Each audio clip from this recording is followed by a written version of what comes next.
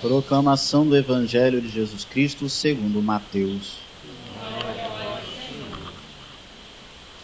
Naquele tempo, dirigindo-se Jesus aos chefes dos sacerdotes e aos anciãos do povo, disse-lhes: Escutai esta outra parábola. Certo proprietário plantou uma vinha, pôs uma cerca em volta, fez nela um lagar para esmagar as uvas e construiu uma torre de guarda. Depois arrendou-a a vinhateiros e viajou para o estrangeiro. Quando chegou o tempo da colheita, o proprietário mandou seus empregados aos vinhateiros para receber seus frutos. Os vinhateiros, porém, agarraram os empregados, espancaram a um, mataram a outro e ao terceiro apedrejaram. O proprietário mandou de novo outros empregados em maior número do que os primeiros, mas eles os trataram da mesma forma. Finalmente o proprietário enviou-lhe o seu filho, pensando: ao meu filho eles vão respeitar. Os vinhateiros, porém, ao verem o filho, disseram entre si: Este é o vinhateiro, vinde, vamos matá-lo e tomar posse da sua herança. Então agarraram o filho, jogaram-no para fora da vinha e o mataram. Pois bem, quando o dono da vinha voltar, o que fará com esses vinhateiros? Os sumos sacerdotes e os anciãos do povo responderam: Com certeza mandará matar de um modo violento esses perversos e arrendará a vinha a outros vinhateiros, que lhe entregarão os frutos no tempo certo. Então Jesus lhes disse: Vós nunca leste nas Escrituras? A pedra que os pedreiros rejeitaram tornou-se a pedra angular. Isso foi feito pelo Senhor e é maravilhoso aos nossos olhos. Por isso eu vos digo: o reino de Deus vos será tirado e será entregue a um povo que produzirá frutos. Os sumos sacerdotes e fariseus ouviram as parábolas de Jesus e compreenderam que estava falando deles. Procuraram prendê-lo, mas ficaram com medo das multidões, pois elas consideravam Jesus um profeta. Palavra da salvação. Coração para esse evento pascal, o maior evento da história da salvação. A liturgia hoje, ela faz conosco um movimento, o qual na teologia chamamos de leitura tipológica. Vamos aprender um pouquinho de teologia? Vamos? O que é uma leitura tipológica? É encontrar no Antigo Testamento, né, o sinal, encontrar a plenitude e o perfeito significado à luz pascal, sob o prisma de Páscoa. É como se eu entrasse num quarto escuro com uma lanterna. Que lanterna é essa? O Novo Testamento. E eu só posso enxergar as coisas antigas sobre essa luz, sobre esse prisma pascal que está em Cristo Jesus. A primeira leitura revela no Gênesis 37 a venda do irmão, do José do Egito. 12 irmãos decidem vender o irmão preferido pelo seu pai. Filho de um pai na velhice, filho inclusive da escrava. Jacó, ou Israel, hoje tem preferência por esse filho. Esse filho é vendido. Só que a leitura, ela quer mostrar o desfecho, do plano da salvação. Por mais que esses homens tenham um coração perverso a ponto de vender, irmão, quiseram matar, mas decidiram vender. A leitura quer mostrar que Deus é o Senhor da história. E Deus se utiliza de tudo, inclusive dos pecados dos homens, para nos conduzir à salvação. O nosso Deus se utiliza de tudo na nossa vida, tudo. De pecados, de fracassos.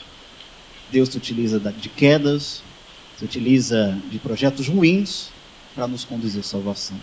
Se utiliza de ventos contrários para nos conduzir ao porto. E esses irmãos vendem o irmão preferido, só que acontece que existem dois projetos na nossa vida, queridos. Existe o projeto de Deus e o projeto dos homens. Vence sempre o projeto de Deus. Existem os sonhos dos homens e os sonhos de Deus. Quem é que vence? Os sonhos de Deus.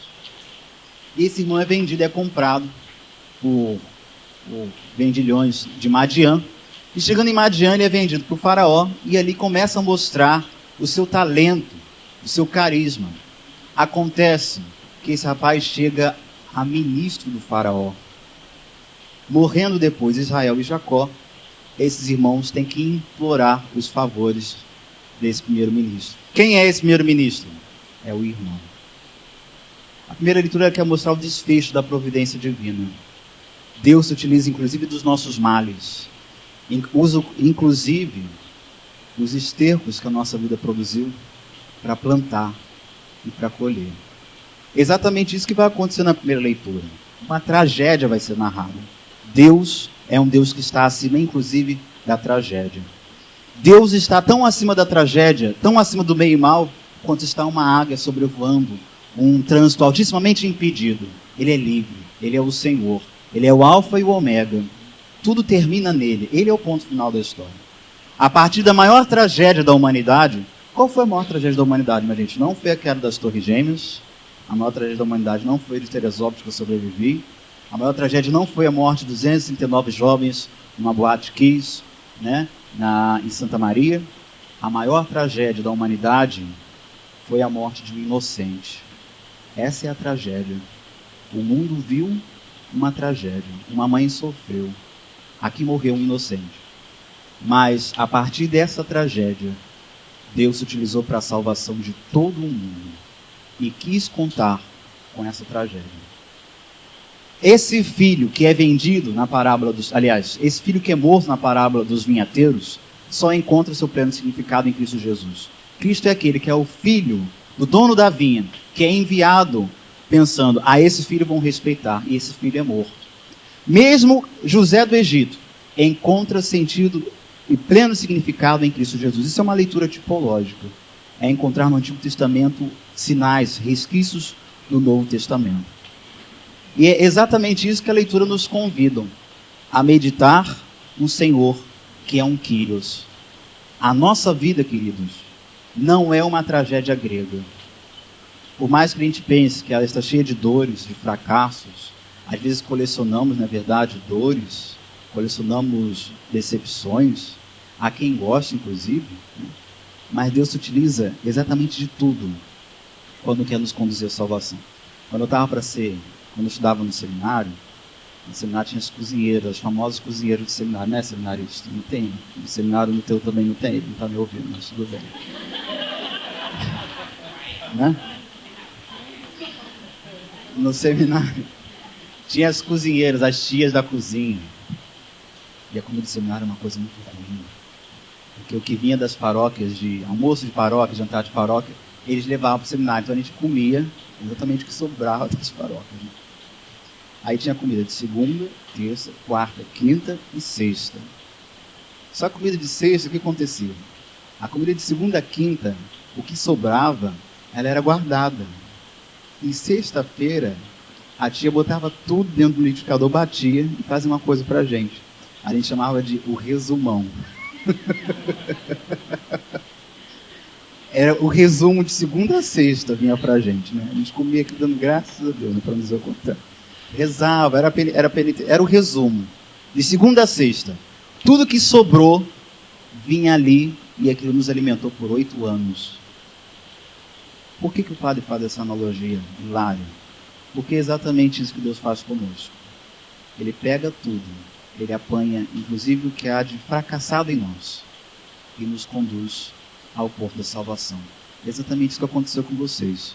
E essa noite é exatamente o que Cristo quer fazer conosco. Ele nos elegeu, nos tirou de onde estávamos, para nos falar que Ele é o Senhor, que Ele conduz. Por mais que hoje tenhamos vendido os nossos sonhos, vendido os nossos irmãos, ou o que é pior, José do Egito, ele é vendido exatamente por seus sonhos. Aí vem um sonhador, vamos matá-lo. Quantas pessoas querem matar o nosso sonho? Pior, quando o nosso sonho ele é de Deus. Aí é que querem matá-lo mesmo. Como incomoda o sonho de Deus. Nós viemos não para realizar o nosso sonho, mas o sonho de Deus. Existem 2 sonhos. O que eu sonhei para mim e o que Deus sonhou para mim. O que é que me realiza? Enquanto eu sonhava o que me realizava, eu não era feliz. Abri mão de um tudo para pegar, apanhar, agarrar o que era um sonho de Deus. Hoje eu sou o cara mais feliz dessa vida e desse mundo. Se juntássemos a felicidade de todos que estão aqui, não chegaria aos pés da minha realização humana. A sensação de plenitude. Parece, claro que não é isso que acontece, mas parece que não falta mais nada. Quando a gente decide colocar em prática o projeto de Deus, queridos, isso é interessante vocês prestarem atenção. quando a gente tem critério, quando a gente abre mão desse projeto, do nosso projeto para um projeto maior, não é qualquer coisa que nos satisfaz e nem é qualquer coisa que nos atinge. Quando a gente decide colocar em prática o que Deus quis para nós, não é qualquer coisa que satisfaz a gente. Aqui tem um buraco enorme chamado infinito. Só uma peça infinita cabe ali. O problema é que a gente quer colocar coisas e cai em meio ao vão, em meio ao vácuo. Nada satisfaz, exatamente porque nosso coração foi feito para o infinito. Só o infinito satisfaz. Queria contar para você como... Eu me lembrei de uma história muito conhecida da paróquia Nossa Senhora da Piedade, já sabe essa história. É quase um José do Egito. Mas é melhor ainda, porque ele se tornou também ministro, não mais do faraó, mas de Deus. Tudo começou com uma mãe. Era uma mãe assim, no qual o pai morreu e todos os filhos foram dados exatamente para não lembrar a esposa. Então esse pai, totalmente sem estrutura alguma, deu os filhos. Então cada filho foi criado num estado, no Rio, em São Paulo, em Minas. Então os irmãos não se conheceram, não se amaram, não puderam se amar. Então uma família já foi estruturada ali. A mãe morreu, ela tinha 5 anos. E essa menina foi criada num colégio interno, adotada por uma italiana. E tudo que ela aprendeu no colégio interno. Embora seja um colégio de freiras, mas aprendeu apanhando. Então aprendeu na marra as coisas, sem carinho algum. Tudo na base da burdoada, do supapo, tudo na base da violência, da agressão, né, da opressão. Essa menina cresceu e carrega consigo essa bagagem, muito machucada. Carente, porque sou adolescente, esses pais adotivos também vieram a morrer. Essa menina foi se entregando nas suas carências, vivendo uma vida de si mesma. Acontece que essa menina já estava bem, se tornou uma mulher muito bonita, e foi empregada, inclusive, chegou a prestar serviço para a Globo. E essa mulher teve uma filha, o casamento não deu certo, morreu o marido, aí teve 2 filhos com um marginal, um bandido. Esse pai era um bandido e trouxe um inferno para a vida dessa família, um inferno. Essa casa começou a ser... A rotina dessa casa começaram a ser drogas, polícia na porta, ladrão, drogas, gritos, brigas, agressões, palavrões. Esse é o ambiente que essas crianças criaram. Só que o nosso Deus se utiliza de tudo para nos conduzir ao porto da salvação.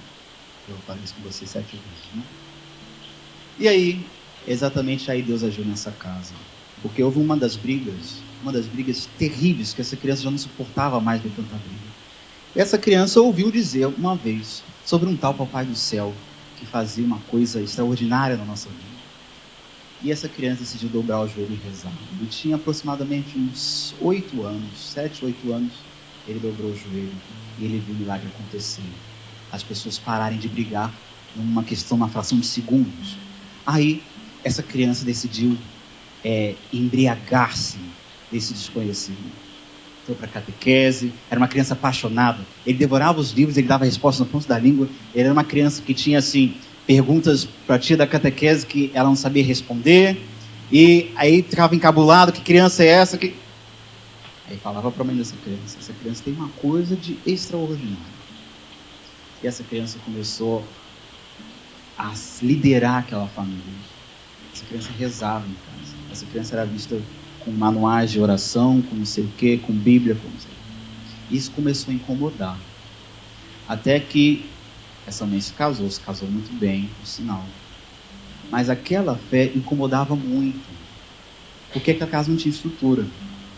Então esse menino começou a ser perseguido na sua fé. Ele ia à missa, ele apanhava quando ele voltava. Porque ele foi numa missa. E a fé dele começou a incomodar de tal ponto.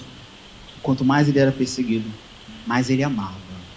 Mais ele tinha desejo desse sobrenatural. E ele começou a ser um colecionador de sobrenatural. Colecionava experiências de Deus. Aí, no dia 2 de março de 2001, esse menino decidiu entrar para a vida religiosa. Arranca-se do seminário, O carro subia. Minha mãe dizia: para esse carro! Você ainda não entrou. Você tem certeza que você quer? Pode prosseguir esse carro. Que é isso mesmo. E esse menino se tornou ministro, não mais do faraó, mas de Deus. Você já sabe quem é essa criança, não é verdade? Então, há um tempo atrás, como ela é uma mulher muito machucada, ela tem necessidade de fazer uma catarse, assim, de botar tudo para fora, né? E uma vez, não aconselho você a fazer isso, mas uma vez eu perdi a paciência com ela. Decidi dar aquele 220 volts para ver se acorda, né? Tratamento a choque. Como ela já foi criada assim, tá? E ela chorava, dizia assim, das burrices que ela cometeu, que deixaram nela marcas indeléveis. E era difícil para a gente compreender isso, porque às vezes ela se torna muito agressiva, né? E além de tudo, nós somos de descendência indígena, né? Então, às vezes eu indo baixo assim, sabe? Boa festa para tudo quanto é lado, a gente parou para almoçar, né? Aí eu decidi agredi-la com palavras, dizendo: eu acho a senhora a pessoa mais burra que eu já conheci. Foi graças às suas burrices que nós temos machucados, feridas enormes. Graças a você, nossa família destruída. Graças a você, o meu pai foi um marginal. Graças a você, aos seus caprichos, às suas carências. Isso poderia não ter acontecido. Você hoje poderia estar bem. Você hoje poderia estar na Globo. Nós poderíamos hoje ter estrutura. Nós poderíamos. E cada coisa que eu jogava na cara era uma lágrima que descia. Aí foi quando ela mostrou que ela sabe mais teologia do que eu. Quando ela falou assim: tudo bem, filhote, dela que eu trago isso. Mamãe pode ter sido muito burra mesmo, mas se não fosse minha burrice, nós não teríamos um padre. Não fosse a minha burrice, nós não teríamos um padre em casa. Dessa história suja, Deus sempre redime no final. Deus sempre ganha no final. Ele é o Senhor no início e no fim. Ele é o Senhor. José começa escravo, termina ministro. Cristo sofre o que sofre. A maior tragédia humana está na cruz. Mas por meio dessa tragédia, o mundo foi salvo e nós estamos aqui. E Ele te trouxe aqui hoje para te falar que Ele ganha sempre. E que Ele é o Senhor da tua vida. E que Ele pode fazer se você permitir. Só que é um Deus educado que bate a porta. Um Deus que bate a porta de Maria, como disse Bento XVI no livro A Infância de Jesus. Leiam. Um Deus que bate a porta de Maria e te pede licença para entrar. Esse é o nosso Deus. Vamos ficar de pé e cantar isso. Tem uma música que me faz lembrar essa história, porque ela diz: guia-me, Senhor, para onde lhe aprouver, cala o meu querer para ouvir o que Deus quer. Barco a vela eu sou pelo mar, eu vou para onde o vento do Senhor levar. Quem sabe canta comigo.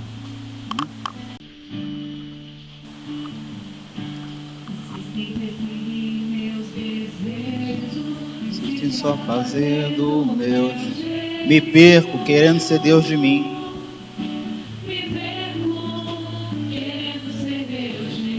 Escolhe mal quem escolhe só. Quem deixa Deus ser Deus. Aquilo que os olhos não podem ver. Canta a tua história. Canta a tua dificuldade de chegar até aqui. Canta a Deus que ganha sempre. Por isso eu deixo aqui no altar o meu querer, a minha vontade. Guia-me, Senhor. Canta alto, jovem. Guia-me, Senhor, para onde lhe aprouve. Cala o meu querer, cala a minha vontade. Cala as minhas tragédias. Cala os meus sonhos, Senhor. Vença os teus. Barco a vela solta pelo mar. Vou para onde o vento do Senhor levar. Vou para onde o vento do Senhor levar. Guia-me, Senhor, de novo. Guia-me, Senhor, para onde irá. Cala a minha vontade, cala o meu desejo, cala o meu instinto. Cala-me e vença o teu plano. Obrigado, Senhor. barco a vela solto pelo mar. Eu vou para onde o vento do Senhor levar.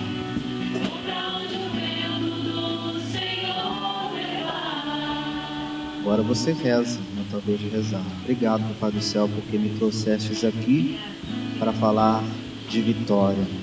Deus ganha sempre. Existem sempre dois projetos, os meus e os de Deus. Os de Deus ganham sempre. Existem sempre dois sonhos, os de meus e os de Deus. Os de Deus vencem sempre. Existem sempre duas histórias, a história do homem e a história de Deus. A história de Deus ganha sempre. Deus ganha sempre. A pedra que os pedreiros rejeitaram tornou-se a pedra angular. Muito obrigado, Senhor. Porque a nossa história pode até começar mal, mas quando ela é entregue a Ti, ela termina bem. Deus ganha sempre. Quando foi que Deus perdeu? Amém. Sentados, passando o nosso ofertório, coloca a tua história aqui, em cima do altar.